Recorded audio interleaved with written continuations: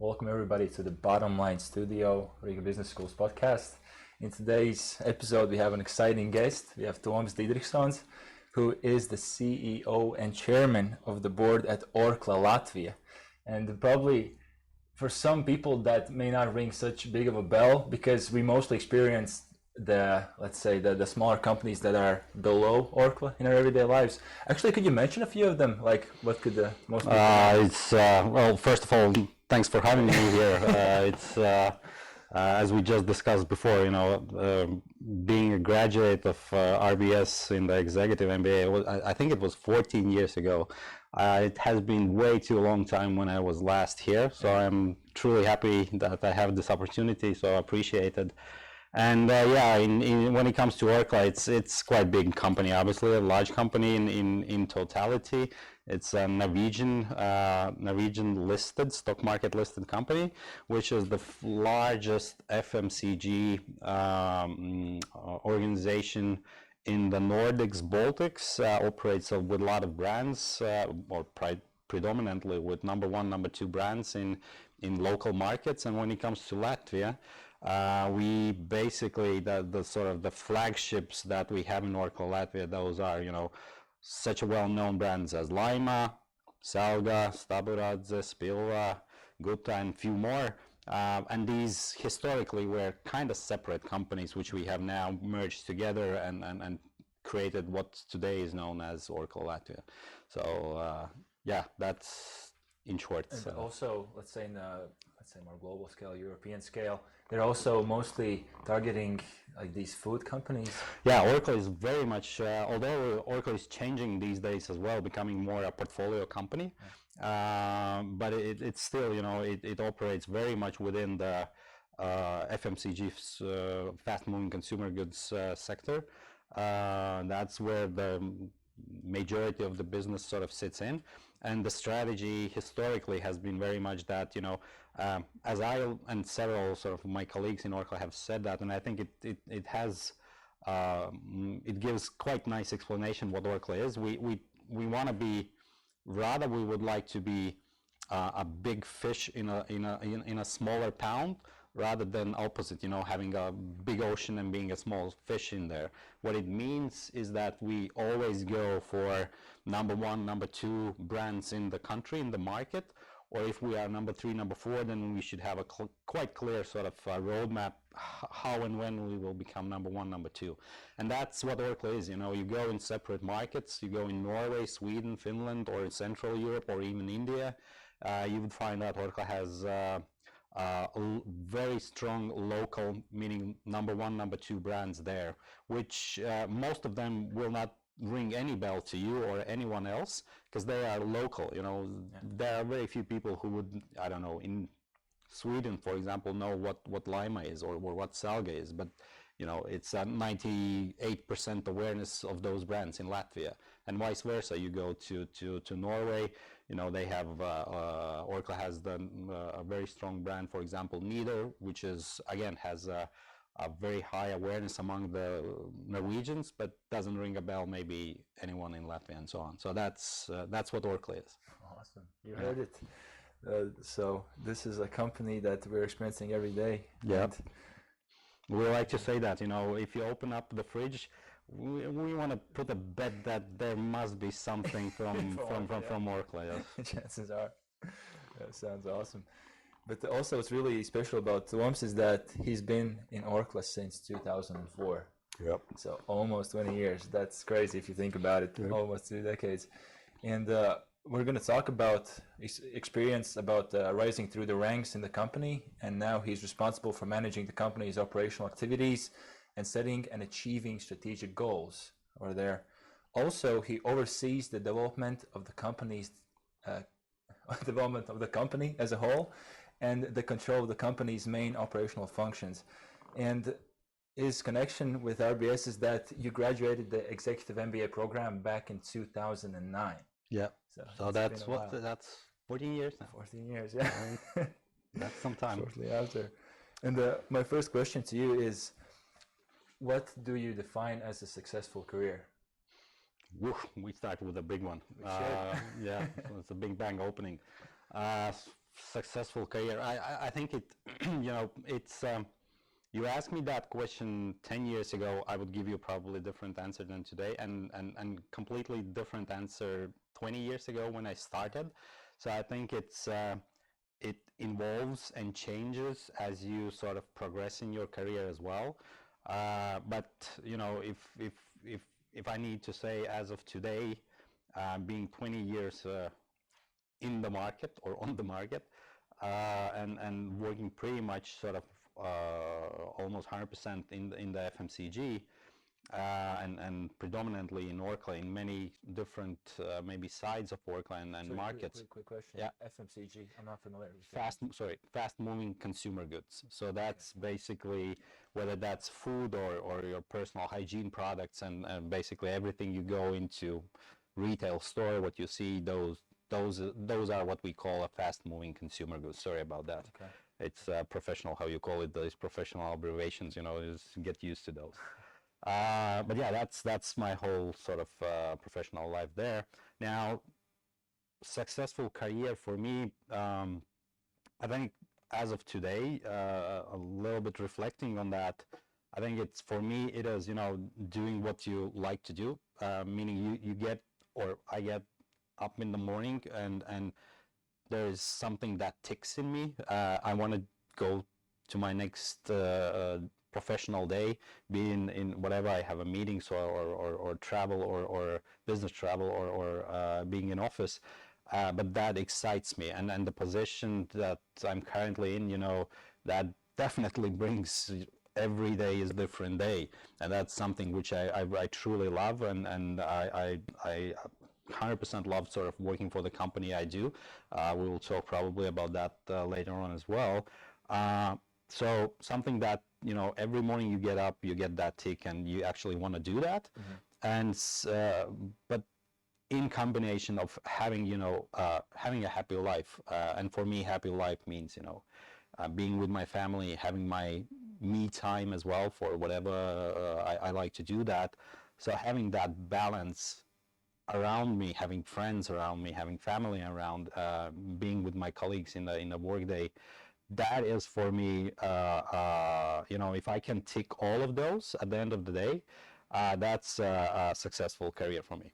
And you also mentioned that 20 years ago is a different one, because a lot of people my age, myself included, we have these ambitions, aspirations of becoming influential and living this comfortable life, financially free and all that stuff. And like, what did success for you look like back then? And have you achieved that success right now? And if you did, like, has it changed your life the way you thought it would? Yeah, that's another good one.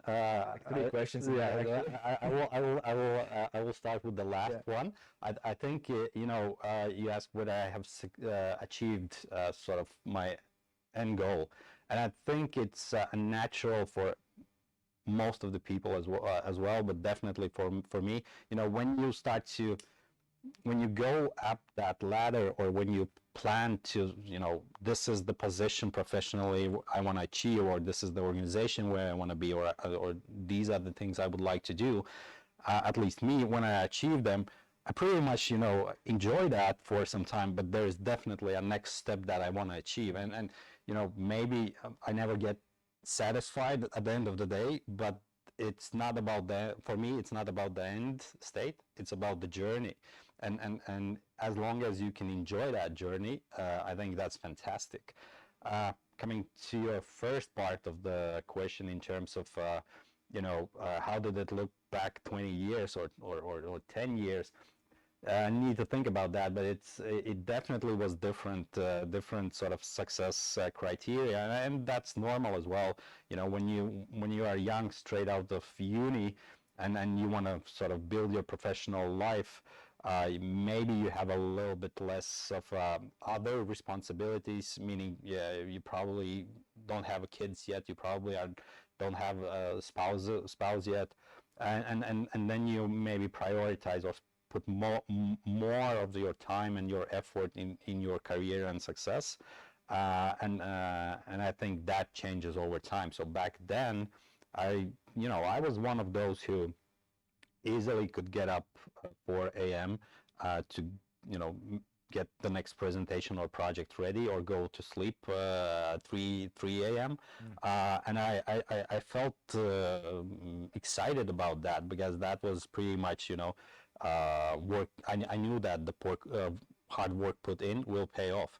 And in your sort of, I guess, in the beginning of your career and professional sort of ladder, that makes sense. But then when you go on, other things start to pop in, and you start to balance things out, and you get more experience, more knowledge how to do things, and then things change. But back then, obviously, hard work paid off, so to say.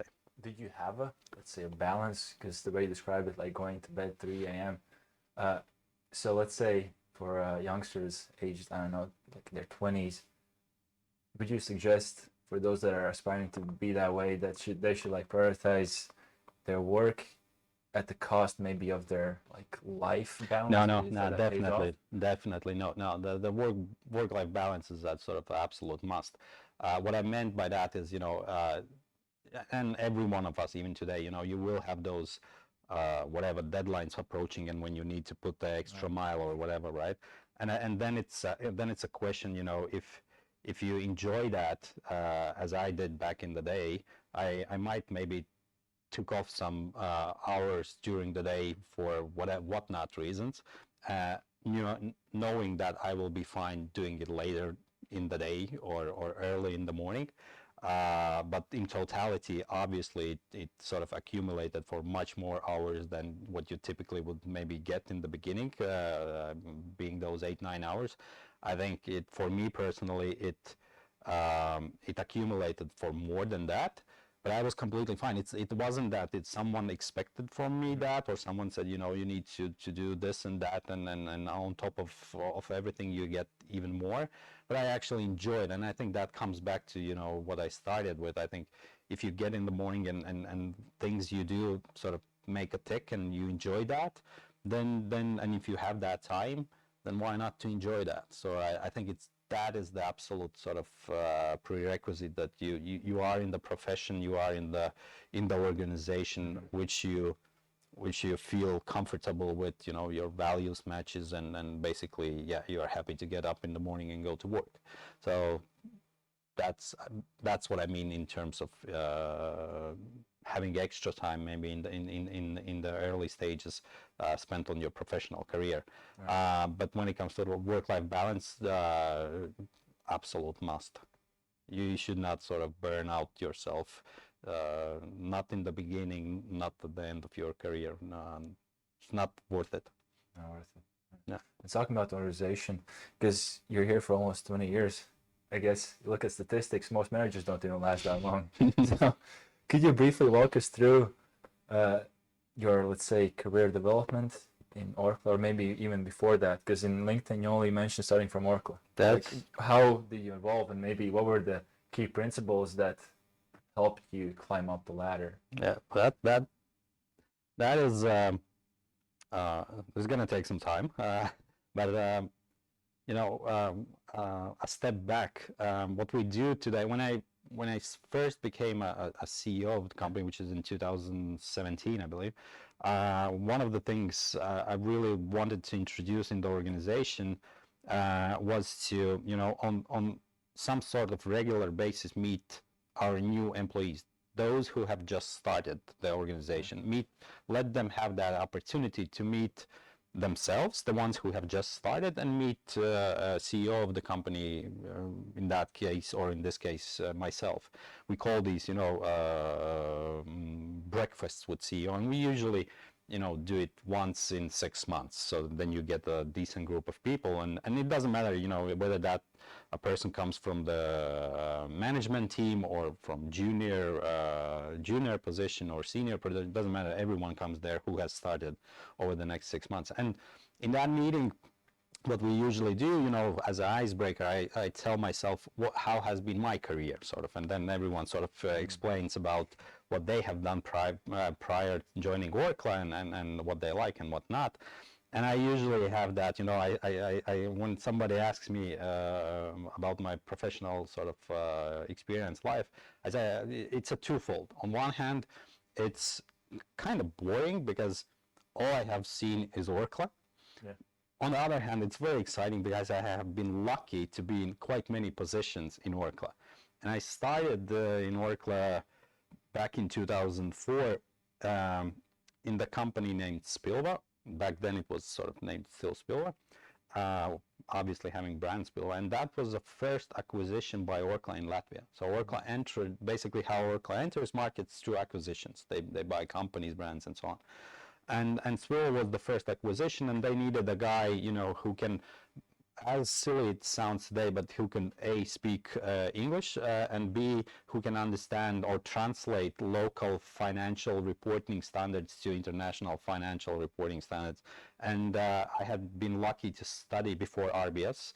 I was studying in Australia for where I got my bachelor, and I was doing pretty much that, and I was like a spot on. So that's why they hired me, and straight from the uni, straight into Orkla. So I haven't seen much outside of Orkla from the professional life. And then soon after, I got my first opportunity to work as a team lead. So I had two people in my team, sort of being responsible for a smaller department, if you like, which was You started as a team lead? I started as a back then the name was the name of the profession was it's so silly now. It was, I think, the economist, which today, you know, it's more like you would see somebody doing in the financial department, being responsible of analysis, data analysis, and stuff like that. So that's where I started. Right. And I think in 2-3 years, I managed to, or I was given the opportunity to take the lead of that small department in the organization. So it's only 2 or 3 people we were there. And there soon after came another opportunity, and I managed to go into different fields of, you know, when we speak about the production companies, you have many departments that are there. And I was leading, at some point, I was then taking responsibility of a marketing department. Then I was responsible for the sales department. Then it was, then we started to do some acquisitions, and I was doing integration into Orkla. And then for quite some time, I actually was responsible for finance, being a CFO for Spilva, then for a bigger company, for bigger.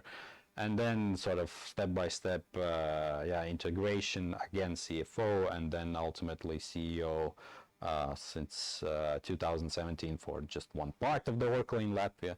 Then we merged everything in Orkla, created Orkla Latvia, and now since 2019, I've been lucky having the opportunity to lead that great company, great people. I'm just truly proud and happy to be there. Sounds like that. Yeah. I guess since you haven't left, so yeah, it must be great. Yeah. Right. It's awesome. Yeah, and expanding on that what you just said. So I want you to answer both from maybe your perspective, but also from the people that you've seen around you, because you've probably met a lot of people that have opinion on this. But there's the saying that your network is your net worth. And do you think somebody could climb up like these corporate ladders, but also achieve like an influential position in their career just with competence, or is it really that important building these network connections? I think I will have a two-folded or two-sided answer to that one, and maybe starting with the networks and you know, it is important. It is important to build your professional network, if you like, and we all start from scratch, and that's natural and that's okay. Some people are, and some are gooder on the, or better on the sort of relationship building. Some are less, but they involve naturally, regardless sort of where you start off. So it plays a role, but for me that's definitely not a decisive element of your success in your career or going up the ladder. Rather different element, which I think is, you know, if there are out sort of students listening or professionals to become listening and wanting to take one thing out of this, then I would if there is one thing from today's sort of session or podcast, I would say, you need to be explicit about your ambition to those people who make a decision. What I mean by that is, I have in my career, I think maybe 80 or 90% of the time when I have taken the next position, I have been the proactive part of it, going to whoever the counterpart is, whether that's my boss or somebody in HR or whoever makes the decision. And I have said, I think I could be very good in this or that position. If there is an opportunity, if there will be an opportunity, or if I know that there is an opportunity, please consider me, because I think I can do that. And I think, being where I am today, and seeing people around who are trying to make their sort of next career path as well, I think it's so important to acknowledge that, because what happens is, every one of us have our, daily lives. We are sort of obsessed and overtaken by whatever we do, and we simply might miss good opportunities or good people out there. And if you come out and reach out to the persons, or to your boss, as I said, or somebody in HR, and basically say that you are willing to take the next step and you think you are good at it, it is, for many of those people who make a decision, it's a aha moment. And then, when the opportunity comes, they will definitely remember you. And you, in one case, you might get it. In another case, you might not. That's life. But it's, it would be a pity if a good prospects would basically just, being a good professional and very capable person, a very skilled person, just sit and wait when the opportunity will be presented to him or her. That I don't think. I think, being reach out and being proactive on that might be 50% of the success. At least in my case, that was. I've reached out, as I said, in most of the cases, to certain people and said, if the opportunity comes, consider me. I think I can be good. Right. If you do it well enough, then you won't come across as, I don't know.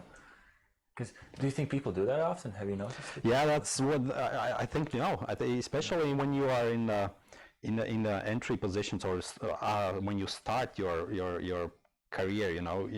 I think it is very often, people maybe think that, I will do my job as good as I can, and then I will be noticed, and then I will be given the next promotion, which is true. It happens quite often, but I think you can increase your rate of success, if you like, if you actually go out and let it know that you are willing. Because, as I said, we have our own daily lives. I get up, I have my to-do list, and obviously I might miss some opportunities there as well. But if there is someone who comes and say, look, remember me, I will definitely sort of, next time it comes, I will think twice. Yeah, helps you remember. Yeah, well, exactly.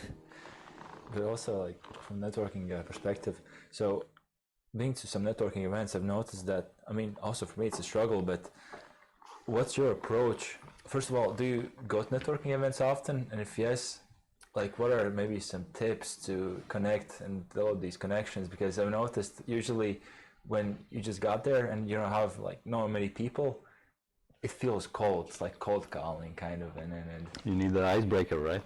Yeah. How do you do that? Like, how do you get to that? I guess I'm definitely not sort of the best in the class there. No, I'm actually quite a bit of an introvert myself. But as a result, this is not my natural call, sort of, to go out into the networking events or being part and reach out for the contacts and then start the discussions, negotiations, or chit chats and stuff like that. But I think you build that again through your experience, and if you are exposed, I think the exposure is quite important. If you are exposed to those circumstances, events, more and more, as with every single experience, you build that, you become more familiar, how to reach out. For me, this is, it's usually, if it's a very cold environment, for me, a joke is a good icebreaker always. This is how you can start. And I'm lucky enough, to coming from the industry where you produce sweets and snacks, especially in the sweets, you can always, everyone loves chocolate, so you can speak about that. Yeah, but that is icebreaker. Yeah. And we were talking about challenging environments or challenging positions. I imagine you had probably a lot of them, but or maybe not. I don't know. Maybe you're an exception. But what advice would you give to somebody who is maybe feeling stuck in their career? Maybe, I don't know, demotivated, or maybe lacking drive. I guess. Been there. And I mean, how did you get through that? Like, maybe you have some principles that you've developed, so when you recognize some indicators, you're like, okay, this again. Yeah, been there, done that. I think, most of us, regardless how fantastic our organizations or professions or whatever we do are, at some point in time, we, for a bigger or less, we will come to the point where you start to feel a little bit stuck, if you like, or yeah, where do I move from here, right? What's my next opportunity professionally? And yeah, maybe to your question, I think you mentioned few important words which I think are critical for everyone to or at least for myself to answer on if I have those feelings or emotions. If for me it is, I need to work for an organization which where my personal values match with that organization values as well. It can sound and probably do sound a little bit, fluffy and airy, if you like, but at the end of the day, it is so important.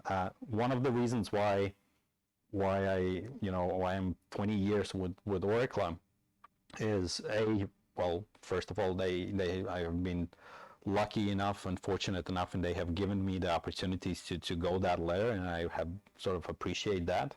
But second of all, my personal values as a human being, what I value in life and whatnot, they match very much with how the Orkla in total thinks. It will be very difficult for me to, I don't want to specify any organizations or cultures, but there are certain elements or certain companies where I would feel very hard to work for, because it's just not me, who I am as a person. And if that's the case, if somebody who's watching now, have started just now and working for an organization which, I don't know, maybe pays nice and have some other good benefits, but you don't like that company, it's just a matter of time. And then you can come to that point where you are stuck, what do I do now? And I think that is fundamentally a must. You need to feel okay and good, actually, with the organization and organizational culture that you are in, that you want to be part of it. And when you have that, I think that's a 50% already to avoid those desperate moments, so to say. But even then, as I said, I like working for Orkla. And I have been in those positions as well, where I have basically reached the point where I look at my sort of potential career path, and it's pretty much stuck. There is not much where I can go left or right, and that maybe happened some 10 years ago. What I personally sort of was after, can I help to make my next opportunity?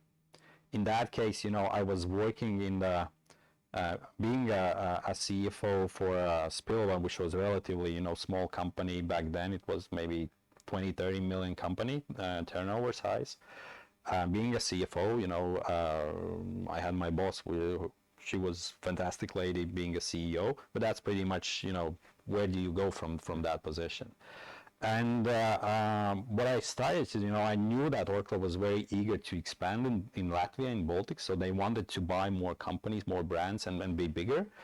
And I actually said, okay, let's do that. Can I help them to find good targets that we could potentially, Orkla could buy, which maybe would open up an opportunity for myself as well. You have a bigger organization, there is more spaces where to go. You can still keep in, be part of Orkla, but there are sort of many roads that leads different ways. And I actually worked, I think it was 3-4 years on the largest acquisition that Orkla did in Baltics, which was the NP Foods Group, where we acquired Laima, Salga, Staburadze, all these iconic brands. And Orkla, from there we became, being a 20-30 million company, we became 100+ million with 1,000 employees, with many opportunities where to go in the organization. So what I'm saying is, you can work and create your, if you feel a little bit stuck, think if you can help to make maybe your next move as well somewhere. It doesn't happen often, maybe, but that's something, from the personal experience. Looking forward. And also a little bit different question, but just figured it out, like I thought of it. So you've been, I guess, I would say under pressure since you started. You've always been like evolving and seeking those opportunities. And I imagine you constantly had new challenges or just new positions, and you had to adapt. You probably felt a lot of pressure, a lot of responsibility, a lot of stress. Currently, do you still experience, first of all, that level of pressure, and how do you deal with it? I guess pressure and stress, it kind of, in my mind, they seem like synonyms. Yeah, they go in parallel at least. Yeah. Well, I can reassure you, the higher you get up on the tree, the higher you get on the ladder, the higher you climb, the bigger the winds. So the bigger the pressure. So I think that's again natural how it comes. Obviously, you take more responsibility. You take as a professional, whether you are being a junior specialist, then senior, then you are taking a lead of a smaller team, so you are responsible of delivering from that team.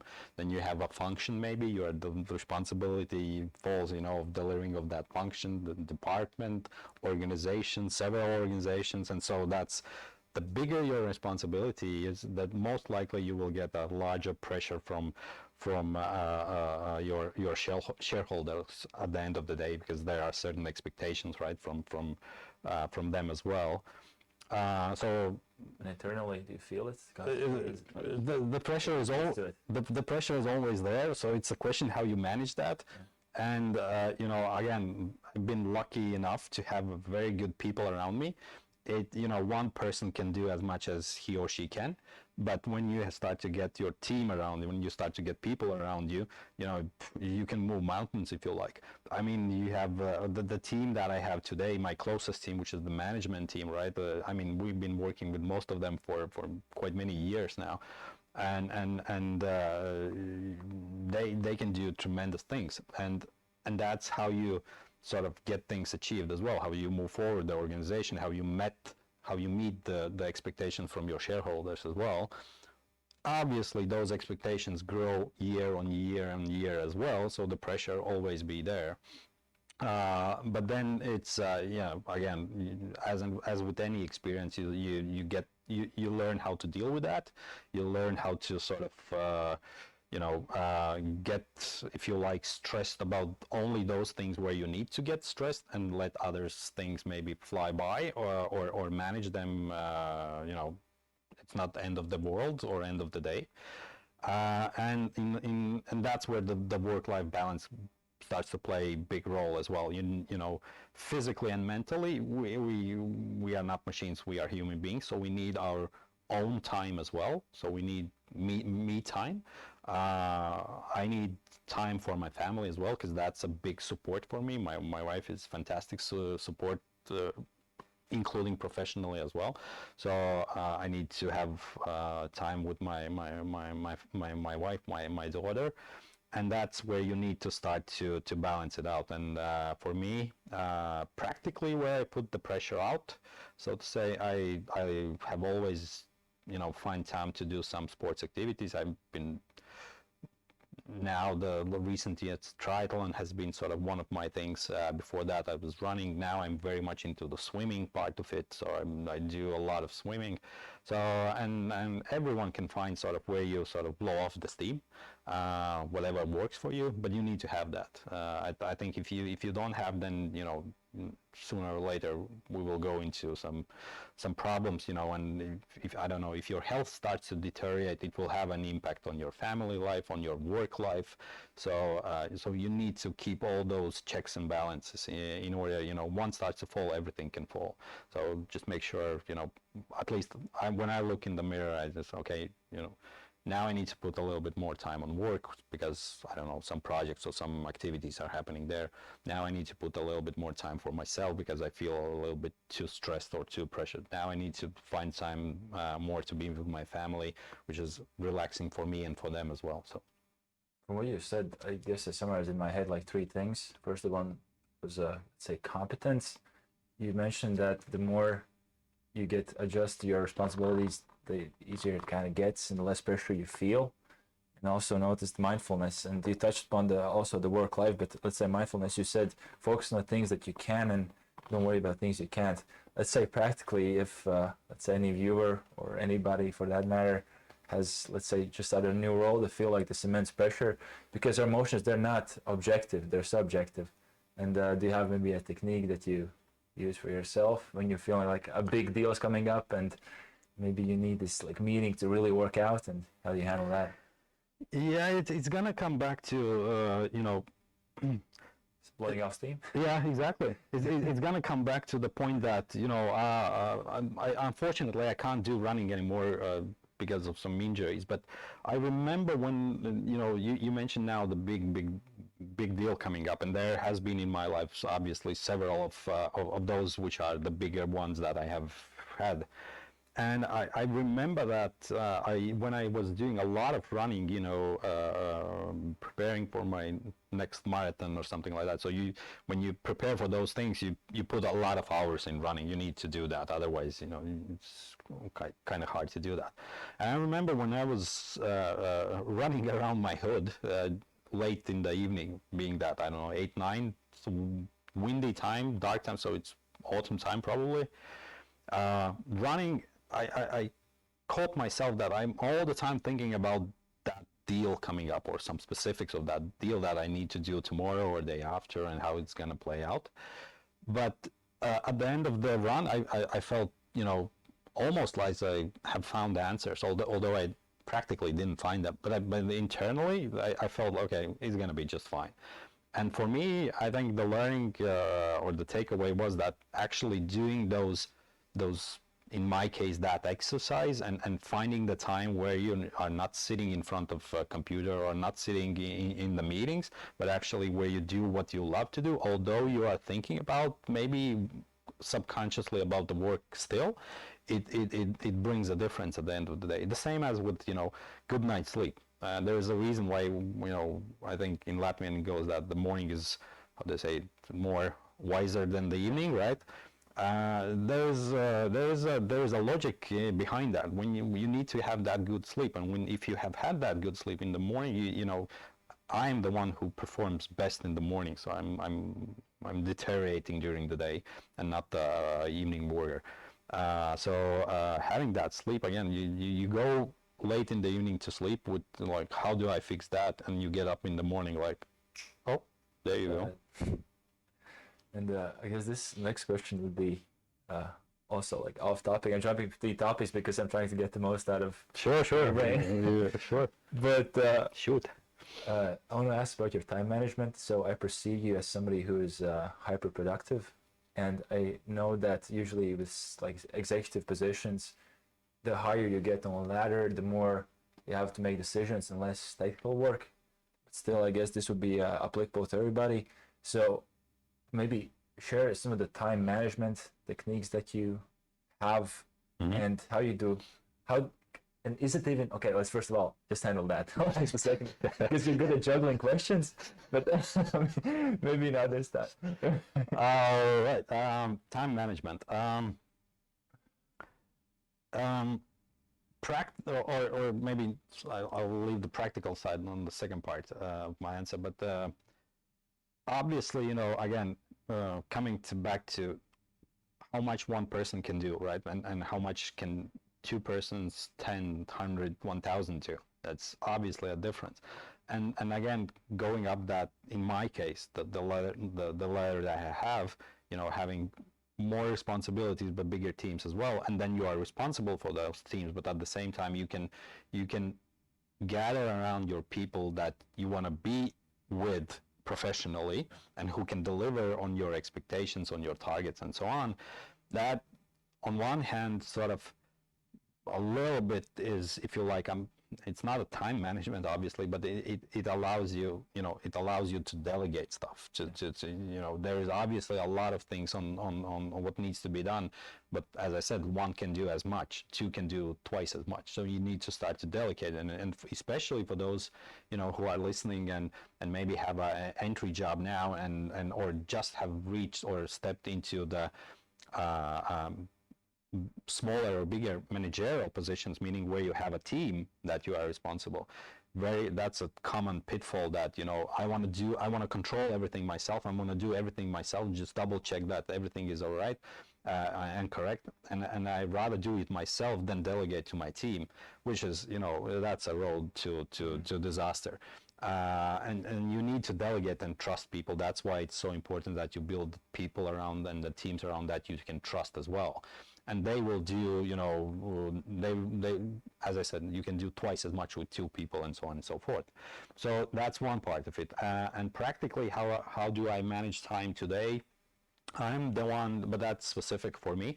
I'm the one who needs a plan, and I need spots in my calendar to be marked, and and that doesn't work. That doesn't apply only for my professional part of my life, but same as for my time. So I actually have in my calendar when I'm gonna, tomorrow I'm gonna swim 2 kilometers at 7 p.m.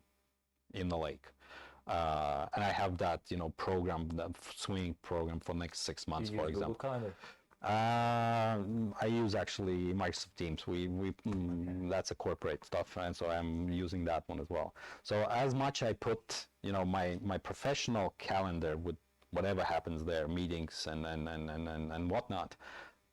Same I do with my personal time, and actually same I do with my family as well. I actually do plan, we're gonna go there, we're gonna go this, and book that in calendar, because my wife is doing similar professional positions, so I need to have her calendars booked as well. It might look a little bit, like calendar life, but yeah, when you start to get family, kids, and so on, and you have those positions that require that, it works for me. I don't know if it's good or bad, but that's it. I have found that this works for me. My calendar is full all the time. Yeah. But also in that sense, because sorry, just to what I want. Yeah, important aspect is that for me, planning is the answer to manage everything. If I don't plan, I start to get stressed, and then things start to fall. Start forgetting everything. Yeah. And you said everything is packed, but there's also like principle that, let's say per day, and this is what Jordan Peterson said, that you can't really focus deep work for more than like 3 hours per day. And let's say you work, I imagine, like 8 to 10 hours every day, and they're not going to be consecutive, I imagine. So how do you strategically, like, maybe place breaks between them? Like maybe you have, okay, I'm now going to have a session of like maybe deep work, maybe have to legal paperwork or something like that for like 40 minutes, then a break. And are you disciplined with also taking breaks yourself, or? Yeah, COVID taught us several things, and one of those was Microsoft Teams, Zooms, meetings, and stuff like that. And it was at least in Oracle we still use Microsoft Teams, and back in then, when you booked in 1 hour meeting, it actually booked you for 45 minutes. Yeah. Because of that, because exactly what you say, and those were the times when you could sit in front of your screen from morning till the evening, because that was sort of how you worked. And there is a reason why you need to have a break, and whether I don't book my breaks, but I think the people, especially my team that I work around, we do understand that breaks needs to be part of the meetings as well. For example, we have management meetings every second Monday, which go from morning till almost evening. We do plan breaks there, and whatever. In others, there are days when you have back-to-back meetings. You need to be there, here, and whatnot. I travel business travel quite often as well. Then it gets messed up totally. You fly out in the morning to Oslo, have a full day meeting there with the breaks, but then you need to come back again, and you are late in. Then you get up early in the morning. So there are obviously those days where it gets tough, but in principle, I think I haven't thought about that, but I think maybe subconsciously I do make a break booking as well. I don't do it physically, but subconsciously when I plan my calendar and stuff, I do that. But it's true that you lose your productivity, obviously, and for me, being a morning person, I'm most productive in the first part of the day. So the second part is need to be careful. Yeah. And how do you manage, like, maybe this mindset wise, when you feel like your, let's say, focus juice is like running out, but you still have like a work day ahead of you? I have a recipe for that. You have a recipe? Yes. What you do is you go to stores out there, you go to the candy section, you pick lime sugar candies, and you pop those in.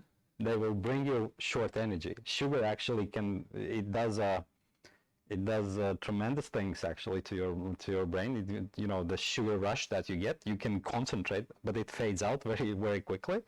But you can do that. Obviously, don't overuse it. It comes with a cost as well. That's just one practical. Actually, sometimes there is a point where I feel, okay, I need to switch on the next gears, and I do consume bits of sugar. And working in Orkla, we do have candies in office all over the place. It's not a myth. That's a true. Okay. And lime candies are the best for that. Yeah, right? Sure. The sugar ones, those do the thing. Awesome. And one of my last questions is, my last questions are, first of all, if you could give a message to maybe all the youth, let's say in their 20s, who are, let's say, ambitious and have these ambitions of wanting to make a dent in the universe for themselves, what would you say to them? What, like, maybe advice or just a message in general? Maybe cite a quote. No, I don't have a quote prepared. What would I say? I think it's or maybe looking back at yourself. Yeah, exactly. That's what I'm trying now to rewind it. I think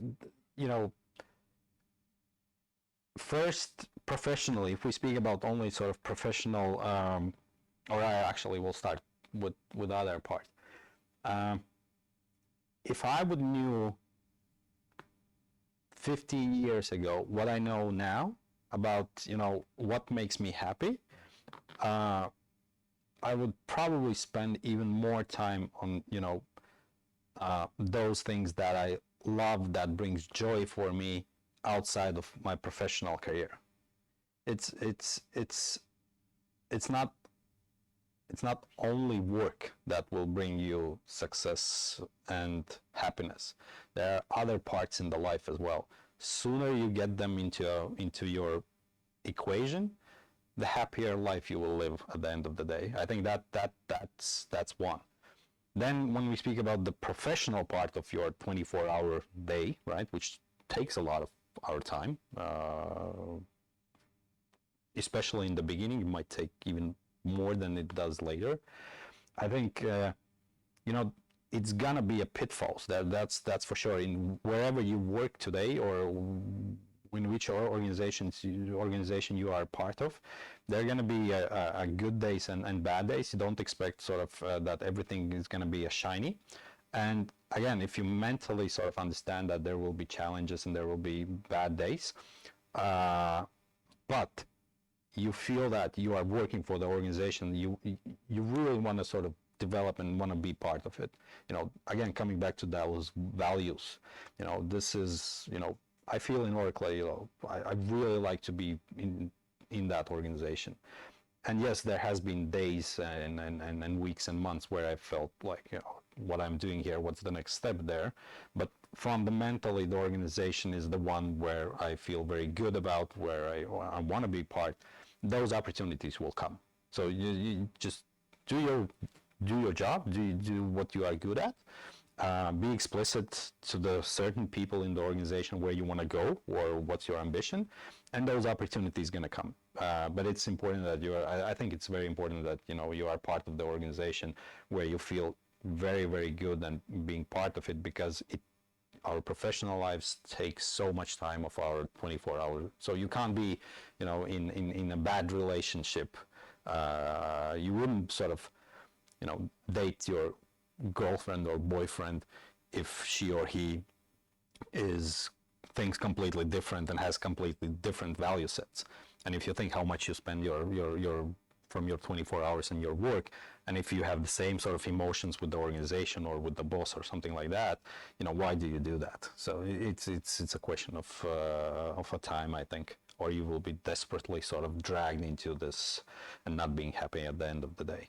So and last, maybe obviously, hard work pays off. And really quickly elaborate. You said do things that you enjoy. Does that mean what you mean by that is, I don't know, you enjoy more the culture, let's say, watching more TV series that could have like changed something, or do you mean by that making connections or spending more time with the people that you had in your life or you have in your life, or do you mean by that like having hobbies? Elaborate a little bit more on the question. So you mentioned that looking back, you would have set to yourself to spend more time on things that you enjoy. Yeah. Okay. Right? Yeah. And by that, do you mean spending time with the people around you, or is it like we're spending time on hobbies, or is it both? It's like abstract and everything. In my case, and that goes, I think it's every one of us, if we ask sort of what brings joy in my life today, right? We can have those answers, and that's going to be different for everyone. Exactly. For me, what brings the joy for me is actually having a time for me. I think you take 15 years ago, I was maybe too much, work. So although I enjoyed it, there were other parts maybe which I missed. Which I realized maybe later in my life as well. But if I like sports activities. I like active lifestyle, because that now I know that it fuels me as well. It actually fuels me more than, I don't know, food or good night's sleep. If I would do, instead of going those extra late 2 hours in the day, 15 years ago, 6, 7, or 7, 8, 9, I probably did some presentation, and as you said, with the energy that you have left, which is very minimal, very unpredictable, I spend those 3 hours maybe, making, let's take a presentation, whatever, made some few slides there, which is completely unproductive. If I would spend those times on whatever, running, or in my case, running or cycling or swimming, I would get up in the morning completely different energy, completely different feel, and made those 2-3 slides in 15 minutes instead of 3 hours. Energy management. And plus it would bring me, sense of feeling that it's not only work, it's actually a balance, and there are other things there as well. And my absolute last question is, tell me a bit about a highlight from RBS. So as an executive MBA, maybe looking back, how has it helped? I have a very good answer to that one, actually. Yeah. Because I was coming here and I wanted to ask you before the podcast, didn't but so that actually I don't know how often that happens. If you would ask me, what's the most you get out from the executive MBA or from our RBS, there are many good parts on the academic level, for sure, but I would attribute 50% of the network that you get in this university. In my case, so we graduated the class of executive MBA, I think it was 8, if I'm not mistaken, so 14 years ago. I would say maybe 50, 60, 70% of people from that group, we hang out today, 14 years out, and we do that every single year. I actually gonna meet most of those people. We're gonna celebrate together summer holiday. Yeah. Really? Yes. Wow. I'm gonna meet more than 50% from that group in less than 2 months or 1.5 months. That's a personal event. And when we meet up with these guys and girls at least once a year. We have a WhatsApp chat and everything. Yeah. So, and those are the connections that it's a network that you get from this university as well. That I don't know, maybe we got lucky. Maybe this is not a sort of 100% guarantee there, right? But at least in my case, I have friends from there, which today are, all of them are C-suits or running their own businesses and being successful, and you get ideas and share knowledge, and you help each other out when it's needed. It has brought some good friends, and again, having balanced life, friends play a role there. Have brought me some good friends that we are still very tight knot. So very happy. That's amazing. Yeah. I guess that's a perfect way to end this episode and the season. In that fact, so yeah, this was the last episode of the season, and thank you everybody for watching. And I would say until next time, but we'll see. And yes, thank you for watching. I'll just end with that. Thank you, Toms. Thank you for having me.